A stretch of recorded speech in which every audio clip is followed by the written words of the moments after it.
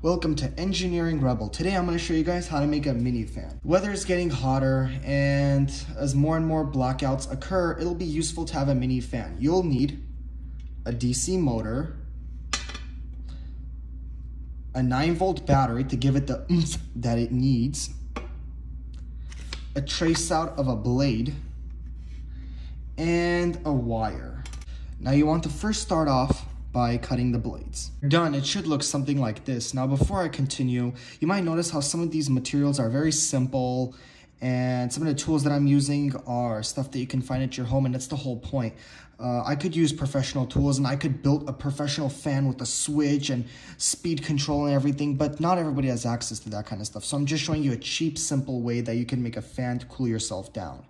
So anyway, you want to bend the wings like this, but not too much. So you want to kind of tear the paper, but you want to put it at a slight angle like this. So it should look something like this. Now my DC motor has a little bit of a nib on the top, so I made like a hole so I can just slide it on in. Now if your DC motor does not have this little nib, you can always hot glue it, and I actually have found that to actually work. So now to hold it in place, I'm going to use tape. So now to the wiring. So I'm going to show you how you could do this by taking a phone charger, which obviously has wires in it like this. So you could hook the fan to the battery. So you want to take your scissors, and I'm using scissors because not everybody has wire cutters. You don't want to push it down all the way, just a little bit, so it creates a light crease, like so.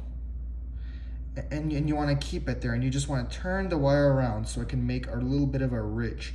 But remember, do not push too hard, because then you'll cut through it, and then that'll be a problem. It should look something like this. Then you just want to bend it out like this. You could see the wire. You want to twist it too. Again, keeping in mind that you want to be careful. Then you should be able to pull it. And then voila.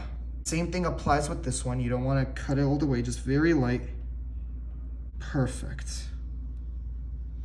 And you should see a little bit of copper. If you have nails, yep, there you go. This is what it should look like. Remember to do the same on the other side. Now, if you do use a DC motor, it's probably best for a fan to power it using a 9-volt, because just like I said, it's going to give it the oomph that it needs. You could use these, which I don't know how many volts these generate, 1.5 I think. Yeah, I think 1.5 for each one, but it's just not going to give it the power. The 9-volt really is going to make it spin, and it really will give it the power. And also I'll even show you the difference between the two.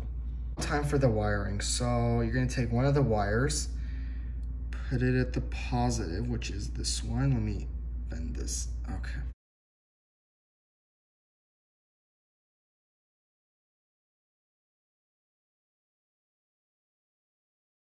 Your negative one, you're going to want to connect anywhere on this middle probe. Should look something like this. You could wrap it with tape if you want. Let's start with the 9-volt first. So there's the battery, here is the fan. As you could see, the wings are perfect. And I just actually tested this earlier with the 9-volt, and it actually works really good. As dumb and as crappy as it might look, it actually works really well. It works like a charm. Okay, let's do it. Let me move my finger back.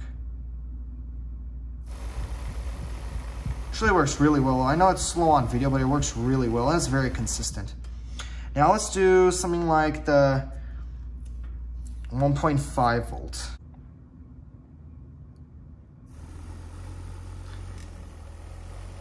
And there is the 1.5 volt.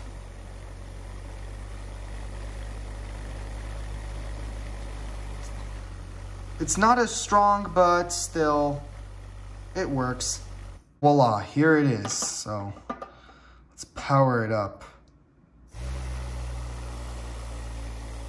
So that's how you make a mini fan using a DC motor. Thanks for watching, and click over here to subscribe and over here to watch another video. Thank you so much.